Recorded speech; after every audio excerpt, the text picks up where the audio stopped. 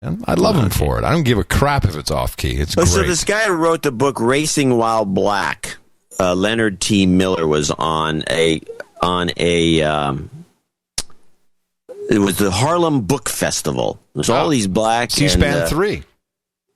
It's actually, this was on C-SPAN 2 because I don't get C-SPAN 3. Oh, okay. But whatever the case was, he came on and he made this comment about diversity that, and remember, this audience is all probably pretty much mostly black people. And a couple of Arabs were there, but I didn't know what the point of that was. But when he made this comment, I didn't really expect him to get not a lot, but he got a smattering of applause and some sort of other stuff, which indicates to me that the whole concept of diversity may not be rubbing the black community in the right way. But listen to this complaint that he has. Publishers, which sometimes could take years to find a publisher if you're unknown to get your first book published. Well, stop for a second. And also, just that, by the way, is a California black accent. Okay. For people who want to know what that voice. Northern California, perhaps, not Southern California. It's a California black. Anyway, go ahead. Okay. And also, just to tailor on the other gentleman's question of channeling anger and your question, our books, we wanted to tell our stories because auto racing, African-American auto racing's reinvented every 7 years. You'll have phony African-American team owners come into the sport, not only NASCAR, but IndyCar racing and a lot of different sports, and they'll omit other efforts that happened before them. And I'm not talking about 50 years. And African-American history, racing history goes back to 1910. They'll omit history that happened last week. So if you don't tell your story and get it out there around the world, and I've had interviews in China. Are you sure this isn't Urkel? That's what he sounds like. Sounds like Urkel. Around the world, and I've had interviews in China. I've been on Chinese radio recently. I did a book signing in China. I get questions and book sales into Europe. The phony African-American team owners and efforts and all this diversity crap, our story will be wiped off the map. So you have to persevere. I didn't go to school to be an English major to write books. I had a story to tell. Now, let me see if I understand this. So he's saying that the history of black racing, automobile racing, is being written out or is not being reported in the history books, and that's he says it's been written off, and every time that's why he says keeps getting reinvented. The next guy comes along claims that now I'm the first this and I'm the first that, and you run into this with black history a lot, where somebody has been doing this in the 1920s or the 1910s, and they just get marginalized, and because everything has to be taking place now. And he kind of implies that maybe this has something to do with the white promotion of the so-called diversity, which is a modern concept that wants to take credit for everything. So all progress is a direct result of diversity and all the rest. And he calls it diversity crap and gets a round of applause from this black audience. I mean, wait, what? This is a little sociology I'm unaware of. I can't wait for the book on basketball where Larry Bird is written out. Because that who knows Larry Bird? We've forgotten about him. So anyway, it's black, white, red, yellow. Who gives a crap? But anyway, the point is that there is a underlying there's another subtle sociology. How about women in racing? We can say that. Well, there's always been women in racing too. That's the curious thing about it. Yeah, but meanwhile, Danica Patrick's the first. That's Danica Patrick. She's not the first. She is. Well, no, I don't think she was the first. She's the first ever. Hey, that Fidelity card, the loyalty card that I got freaked out about on Thursday's show. This is the program in Belgium, which is starting up, that enables the use of your federal ID card, your registration, which includes biometrics, and has a chip on it, and I'm sure it has RFID qualities as well, maybe unpublished.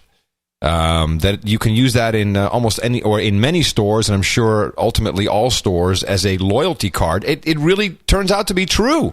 Yeah, in fact, I got a memo. I don't know if you may not have been copied on this from the CEO. Oh no! You talked from of Fidelity.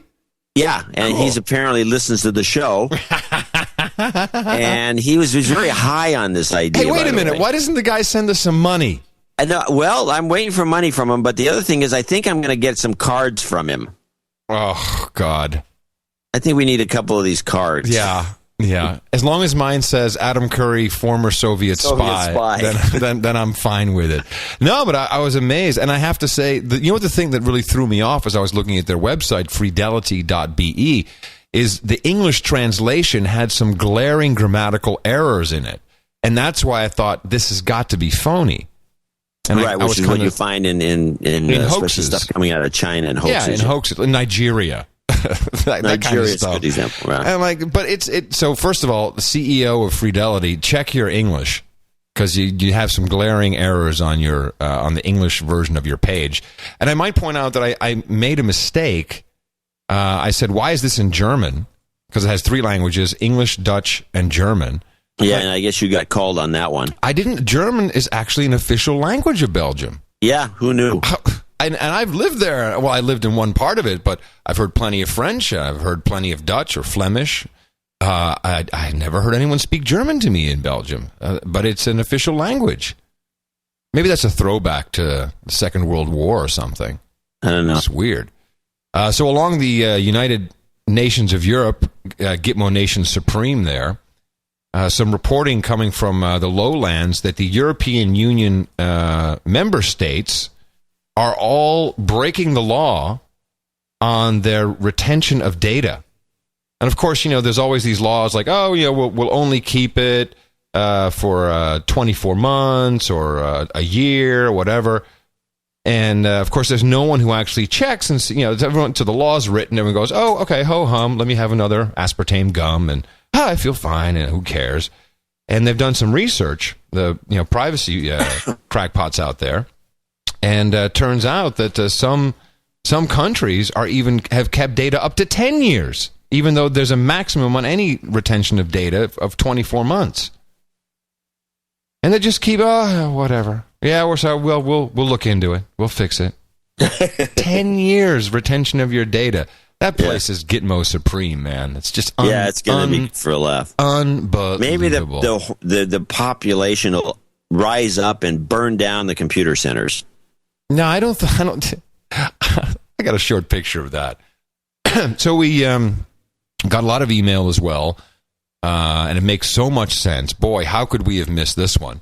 So, of course, and you remember the frenzy, the media storm about Toyotas with accelerators sticking and people dying, and right, and we were Prius suspect and from the Lexus. beginning that it was something to do with some financial. We thought it was financial, related to Japan, or political. Yeah, but Japan had just said, "Oh, we're not going to buy." Right, we thought it was about the bonds, buy the T-bills, exactly. And boy, did we miss it, because of course the Prime Minister resigned. The Prime Minister of Japan resigned over the base in Okinawa, where, by the way, there was an earthquake as well during that whole fracas. Yeah. And so probably the earthquake guys listened to our show. They said, geez, these idiots don't even get it. Let's put a little earthquake over there. Then Adam for sure will spot that we're reminding them. But hello, Adam. In fact, they're doing it just for our benefit. Yeah. They're sitting there with their earbuds and their iPods.